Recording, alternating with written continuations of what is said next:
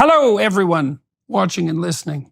Today, I'm speaking once again to author, journalist, and biological women's rights advocate, Helen Joyce. We discuss the much-delayed censorship of our last interview on this channel, our joint efforts at resisting the ideology that motivates such silencing, the genuine UK tradition of natural rights, and the harsh reality of what women and men both stand to lose on the tyranny and falsehood front today. And we do more than touch on the great adventure of the truth. Well, it's good to see you again, and it's interesting that we get to talk here once again for whatever the hell good that's going to do, just after YouTube pulled our last discussion, which was actually quite shocking to me, because YouTube has left me alone until now. But they've taken down 3 of my podcasts in the last month. Matt Walsh on the trans front, because I talked to him about what is a woman. Robert F. Kennedy, which actually shocked the hell out of me because he's running an active presidential campaign. And then they took down my conversation with you.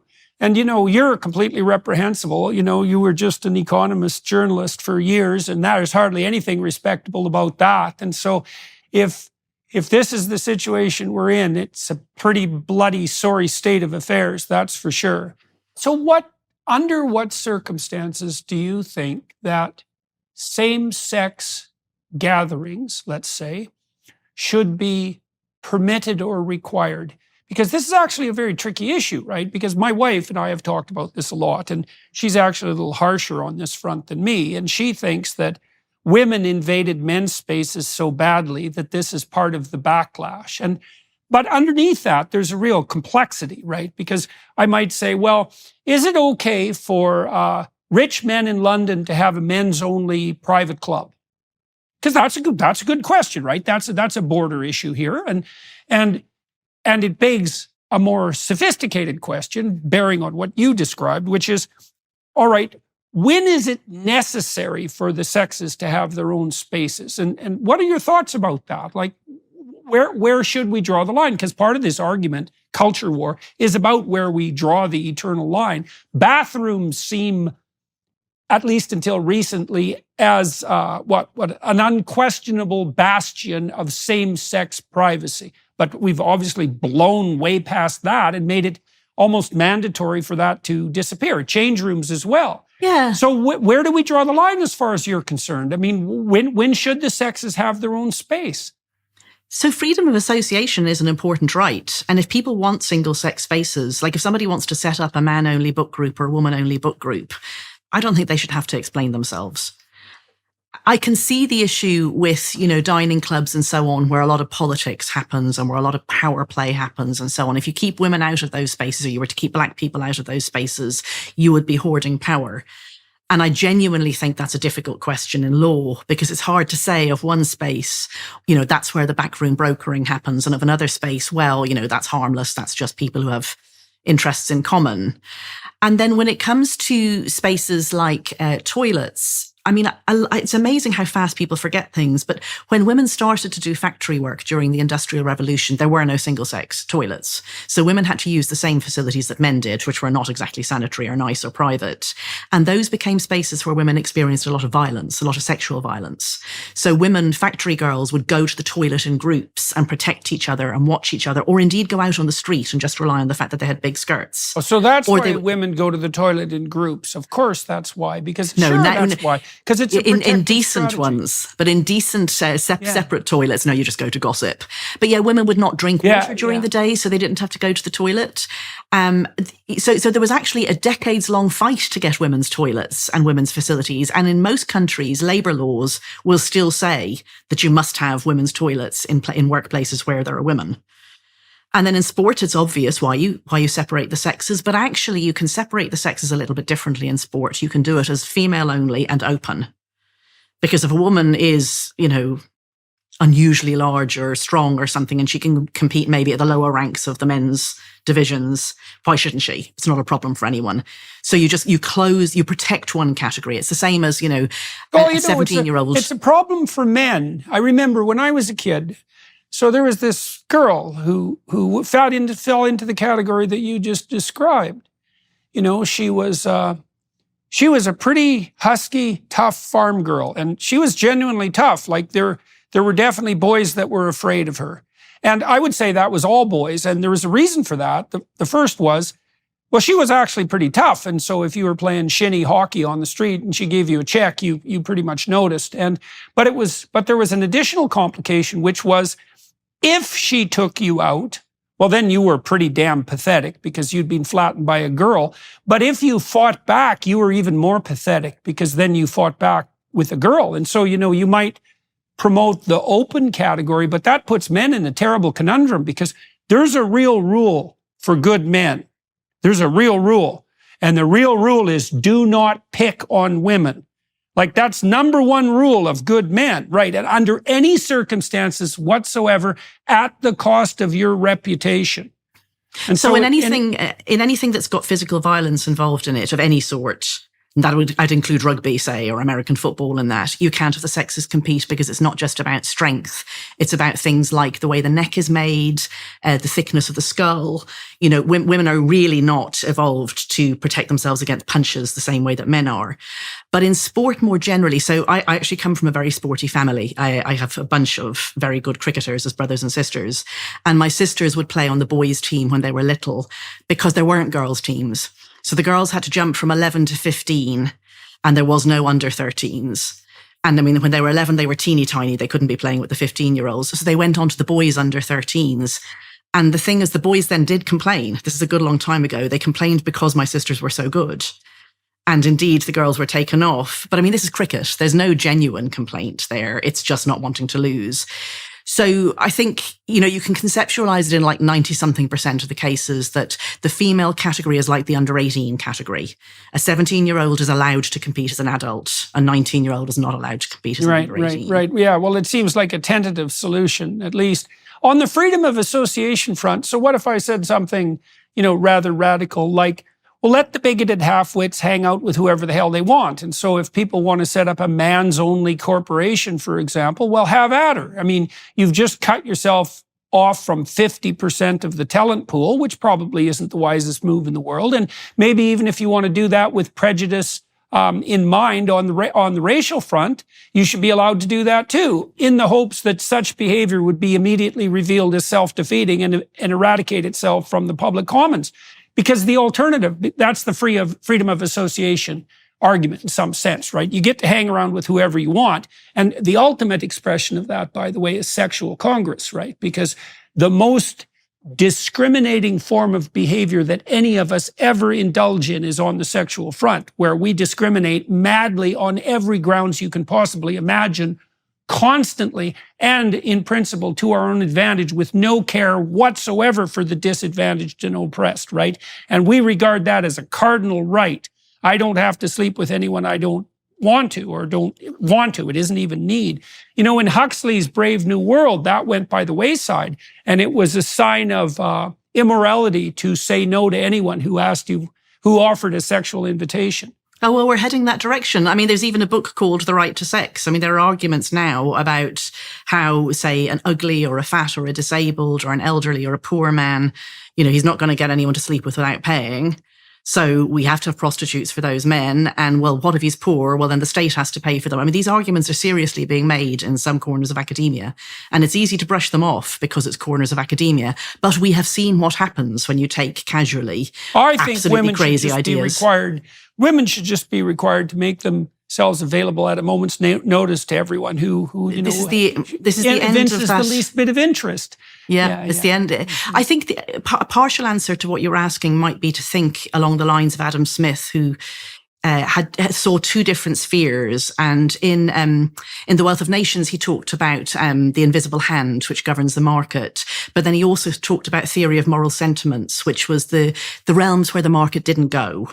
And at the time, that was larger than now, because it included the formation of families. And now with dating apps, you can apply economic arguments to how people make decisions on dating apps. Like, it's a lot more marketized than it was. But there is a realm where the market does not go. And traditionally, we have thought that everything that happens behind your front door is that. Right. You don't Especially in do your care. bedroom. Yeah, but also with care. Like the reason that a child cares for their aging parents isn't because the parents cared for them when they were small. It's not a market exchange. But of course, the market is coming in there. It's coming into childcare. It's coming into elderly care. And as soon as you do that, the government has opinions about how it's done. Like if the government is providing any of the care, well, the taxpayer has opinions on whether you're a good enough carer or not. So I think we're in a state of flux where we're marketizing a bunch of things that used to live in the theory of moral sentiments realm. And that is part of what we are seeing happening. And I think it's part of the answer to your question. If something is freedom of association, it's in the non-marketized part. But if what you're talking about is, say, how an entirely government-funded operation like the BBC hires, I think that's in the public domain. And that might be somewhere that you would have rules that say, this isn't about freedom of association. This is about transparency, that you are, doing things in a fair and open way. You're advertising all your jobs, that sort of thing. But inside your house, and certainly inside the bedroom, and when it comes to care, those aren't the rules that we play by at all. Well, the market exchange, direct market exchange argument's an interesting one. So if there's direct exchange of money for service, let's say, or goods, then the standard non-prejudicial rules should apply, and otherwise it's in the private domain, and you can go to hell in a handbasket in whatever manner you choose. But the example that you give of rich men, having a club that's only for rich men, when we all know that is where the next candidates are going to be chosen for election, and it is where quiet words will be had about who's to be the next Governor General of the BBC or whatever. Like that's the genuinely difficult, the edge case. Is that theory of moral sentiments, or is that wealth of nations? And I don't have a strong. I don't have a guiding principle to say where exactly that border lies, just to say that those are difficult questions. But the question of whether you want to undress in front of somebody is not difficult in the same way. Like women do not have single-sex changing rooms in order that we stitch up the world inside that changing room behind that closed door. That is not why we have it. We have it because nearly all I know you're conspiring away behind those doors. They talk about it as privilege. Like I've seen white women described as the equivalent of the white women who would have kept black women out, when these white women are saying, I'm just keeping men out. Like that's what that's the standard argument in America, that women arguing for single-sex toilets and changing rooms are like the bigoted women during Jim Crow who would have kept black women out. Whereas, I don't think women's desire to keep men out of private spaces has anything in common with white people's desire under Jim Crow to keep black people out. It's safety, it's privacy, it's dignity. But, they will make these arguments explicitly. They will literally compare you to racists. So I think, the obvious ones for women are privacy, safety, dignity, consent. Like we used to think that consent was a thing. We thought that until about a half a second ago. And a woman who says, I only consent to having, say, a hysteroscopy, which is an operation that does require you to undress from the waist down and does require, more than one person sticking things up you. And it's, pretty undignified and painful. A woman who says, I will only undergo this with other women, is making a statement about her bodily autonomy and integrity. So it's amazing to me that man is somehow... Oh, that'll definitely get us kicked off YouTube. So now you've gone and done it. Yeah, well, I think you're just going to have to put your videos up somewhere else now, aren't you? It's so that other people don't even go there. It's the same with J.K. Rowling. Like, she's big enough to defend herself, and she has done brilliantly. Yeah, and of course, it's only So no, I think she will really be able to do it because she's like the Beatles equivalent of bigger than God. Like she is the author. But even if we just look at the verbal thing, what they're doing is they're making it so incredibly painful and difficult for her, and taking up all her time, that anybody who is not at the J.K. Rowling level thinks, I can't do this. Which is everyone else in the world, including even the Queen of England. Let's say it's the king now. So, it's to make everybody else think this, just don't go there. Like that's what I'm always hear. I always hear people saying, like, you're very brave to do what you do. I couldn't do it.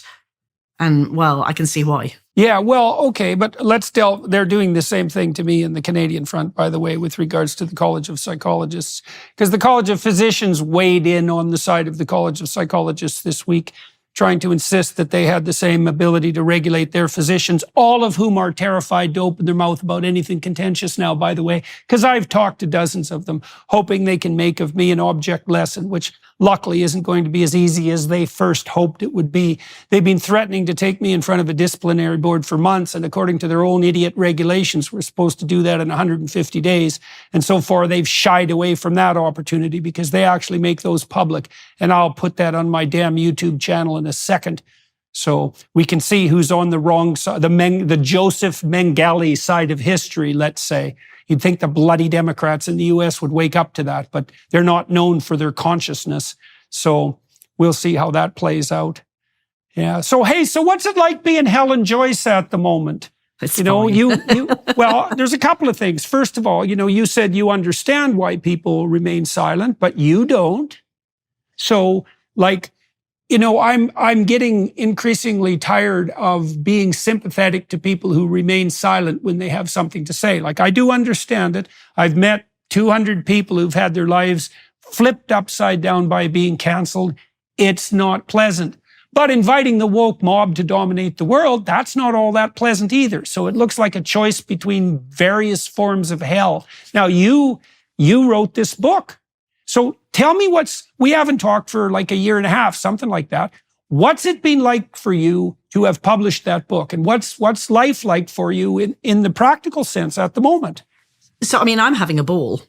I think that the big difference, the big question on this, whether people are living a nightmare or actually enjoying themselves, it's not so much about whether they've been cancelled, because you will be. It's just going to be, they go after you. It's whether it's inside your house or not. So there are quite a lot of women and also men, by the way, who talk to me who are living absolute nightmares because of things that are happening to their children in particular, or women whose husbands have transitioned and who have, spent all the family money and gone through these weird surgeries and now say their wives are lesbians. And if the wife doesn't think of herself as a lesbian, she's a bigot. And so people go through these horrific, horrific nightmares. And those people typically can't speak because there's typically people whose privacy they must protect, their own children. And I'm never more sorry for anyone than when I meet one of these people. I meet them all the time, or I get them in my inbox. And they're living a nightmare, not just because of what's happening inside their house, but because the whole of society is gaslighting them. So the child's school will be saying, congratulations, you've now got a daughter, this sort of thing. They'll get told they get referred to social services. If they go to their family doctor, that person doesn't help. Their own friends say they're bigots if they don't go along with something they can see as really harmful for their child. And then there are some of us who have come into it in other ways. For example, we were just trying to do decent journalism. And we've now got quite a lot of support from each other. And I now work for an organization called Sex Matters, where there's several of us, and we can, we have a great time when we feel we're getting some traction with the UK government. And for us, this is an important civil rights movement, really. I know that our opponents think that we're trying to reverse equality and civil rights, but no, we see ourselves very much as in the grand tradition of the suffragettes and in the grand tradition of the civil rights activists. We're fighting for human rights, in fact. So we're having a great time, but every day I have to remember that there are people who agree with me on everything, are silenced, and are having the absolutely most miserable time because it's inside their house. And that's the distinction I'd make. It's not really about how bad the activists come after you, because, I didn't go back to The Economist, by the way. The last time we talked, I was on a year's leave of absence, and they were very supportive and were very happy to have me back. But actually, I just felt I was doing something more important, really, than editing some pages of the world's best weekly news magazine. But I just had something else to be doing. So I'm having fun, and so why I'm finding did you it get very away with interesting. It? Well, okay. Why did I get away with it? Yeah, exactly. Well, this is the critical issue. You're not J.K. Rowling, right? Yeah. And there are other people who have decided to speak. I talked to Andrew Doyle yesterday, and he's a good example of that, right? There are people who've decided to not to remain silent, and who haven't been taken out of the fray entirely on the personal or the social fronts, and you're definitely one of them. So why are you lucky, or what did you do right, do you think? So on the not taken out, it was very much because The Economist didn't fold. It's about the employer. Okay. So I wasn't facing destitution. What I said, like my friend Maya Forstater, who founded Sex Matters, she and I talked about these things around the same time, 2017, 2018. I had started to think about this as something to write about, not just in The Economist, and actually in the end, not in The Economist, elsewhere. And I met her. She was still working at the Center for Global Development, which is an American, Washington-based think tank, which has a European arm, and that's where she was working. And she wanted to write things like, when you're thinking about global development, it's important to remember that there are two sexes. Because that used to be a truism. Like, everybody understood that. You had to think about mothers, you had to think about child mortality, you had to think about maternal mortality. It used to be obvious that if you gave money to the mother rather than the father, like, it would get spent on the children. You know, there were all these sex-based issues. Violence is very, very sexed as well. And she was just saying these very ordinary things, and she was told by the Washington office to stay quiet. But she and I would talk a bit, like not often, but we met a few times, and we were both saying the same things. And when the people in the Washington office complained about her at CGD, she ended up losing her job and had to go to an employment tribunal, and is still 4 years later just finishing off that process. Whereas when they came to The Economist, the editor said, we fully stand by Helen Joyce. She's an excellent journalist. And they went away. You do not have to be very strong to stand up to the bullies. No, they can only take you out one at a time. Yes, and they're like sharks. They can smell the blood in the water. So if there's no blood in the water, they just go and find someone else to go after. Yeah. So it wasn't even as if The Economist had to put much effort into this. It was just the most basic business of saying, no, we're not bowing to bullies. And it wasn't even that the editor agreed with me. She didn't. Like, she didn't disagree with me either. She just hadn't got any opinion on it. She just said, I don't like bullies and I do like free speech. And it was that simple. Just saying, I don't like bullies and I do like free speech. So it was really her, because I'm curious about why The Economist did support you. I mean, for a long time, although I think The Economist has become, what would you say, reprehensibly quasi-woke from time to time in recent years. And that's really been lost as far as I'm concerned, because it was one of the world's great magazines, and maybe the world's greatest magazine. I think you could make a case for that in some ways. But despite the fact that they have tilted in the climate hysteria direction, let's say, and so forth, at least on some occasions, they did stand behind you. And why was that? What was it about The Economist in particular that made that possible? Because especially at the time when this blew up around you, in some ways it would have been easier for them to hang you out to dry, right? Plus, they could have claimed moral virtue while doing so, and we know how delightful that is, especially when you don't earn it. I mean, really, it is because the editor has a backbone. And, it sounds so simple, but, I don't think she agreed with me. I don't think she thought the topic was interesting. She just reflexively wasn't going to let people push her around. And if only there were more people like that. And also, The Economist is a place, I mean, I would never speak ill of them anyway. I would, because I wouldn't speak ill of an ex-employer. But actually, I had 17 very happy years working at The Economist.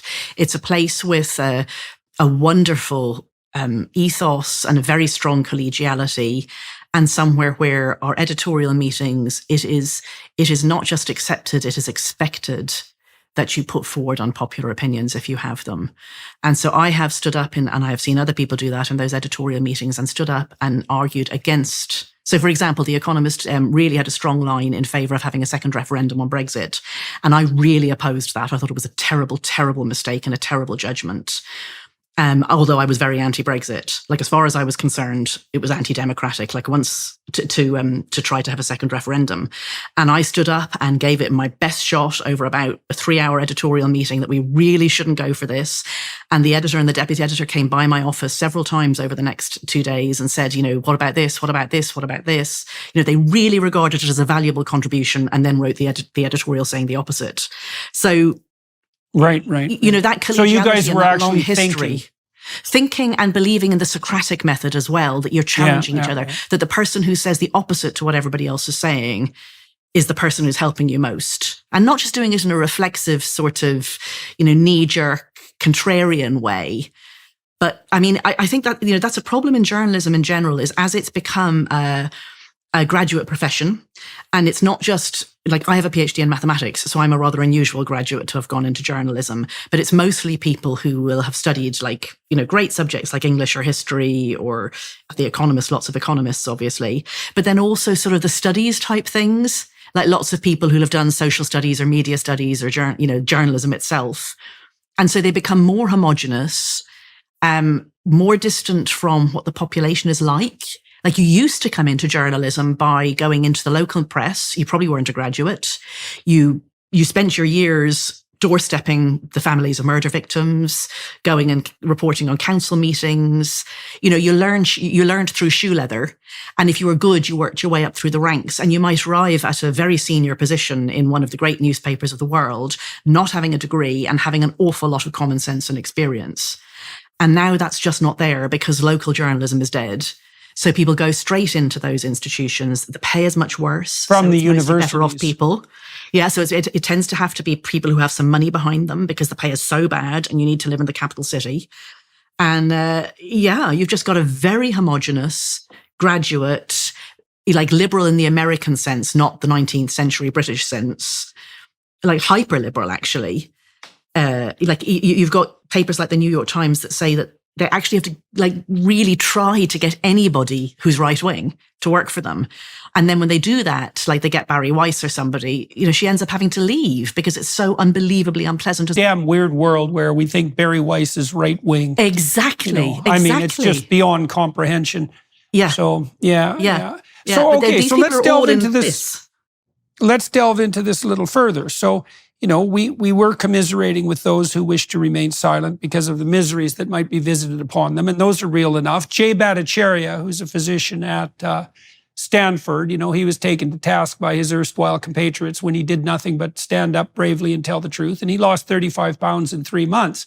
And I've talked to plenty of other people who were basically hounded into asylums by the woke mob. And those are strong people, and this is not fun. But you did this. Now you even transferred careers. So what the hell are you doing now? Like, what are you up to exactly? You're not working for The Economist anymore. And what's your goal? Why do you think it's a valid goal? And then even more, why are you managing not only to make this successful instead of absolute bloody hell, but something that, you seem fully on board with and actually pursuing to, what would you say, with some degree of success? How are you managing all that?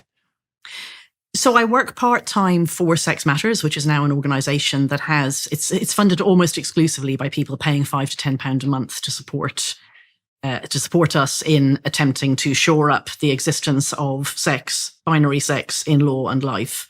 Like, it's that simple. We're standing up for sex-based rights, right? Human rights that involve recognizing that there are two sexes. That's Sex Matters, right? Yes. Right. And where can people find out more about that? Sex-matters.org. It's that simple. Okay. I mean, we publish an awful lot of material. I would say that it's very focused on law and regulation, and that's part of why it works, is because in the UK the laws and regulations are actually pretty good. Like, the practice is appalling, but we haven't wandered off into Bill C-16 and into American, Title IX covers gender identity instead of sex. We still have pretty decent laws. It's just that practice has wandered away from them. So the idea is to drag practice back to where the law is. If we need to take legal challenges or judicial reviews, we will. But also we can engage politically, we can, do mass actions and so on. So that's part of what I spend my time doing. I mean, it's not well paid because this is going to become a charity, and charities are not highly paid workplaces. That's fine. I write a newsletter. That's doing okay. So if people want to find me, that's thehelenjoyce.com. And I also do writing tuition, which was something that I used to do anyway. And I make some money from that. So it's not what it used to be money-wise, but it's fine. Well, we should stop this part of the conversation. I guess I'm going to turn over to the Daily Wire side of the conversation now. For those of you who are watching and listening, so you could join us over there. Thanks for your time and attention, everyone, and to the film crew here in Toronto for facilitating this, the Daily Wire Plus for making it possible. And Helen, well, it's always a pleasure talking to you with your mathematical clarity and your love of the true and beautiful and your courage. So, good on you. Thank God. You're one of those 10 people that's stopping Sodom from being annihilated by fire and brimstone, let's say, so far. And we'll go over to the Daily Wire Plus side and continue our conversation. Well, thank you very much. And to the film crew here too, by the way. Oh, yeah. And your book, just so everyone knows, her book, which you shouldn't read unless you want to be reprehensible.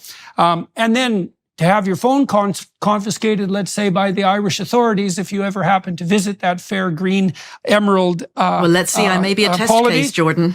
Yeah, no kidding, no kidding. Trans, when ideology meets reality. And you can tell Helen is a reprehensible type because she actually believes that there's a distinction between ideology and reality and is willing to express that sentiment whenever challenged, including in writing. So pick up the book, Trans, When Ideology Meets Reality. Yeah, and you can also wander over to her website, and that's what you said HelenJoyce. TheHelenJoyce.com. There's some poor woman called Helen Joyce. Right. Who got that website first. Yeah. TheHelenJoyce.com. Right. She's good to follow on Twitter too, which is a place where you can still follow her. Thank you to Elon Musk. Okay, good. Off to the Daily Wire we go. Thanks, Helen. Thank you.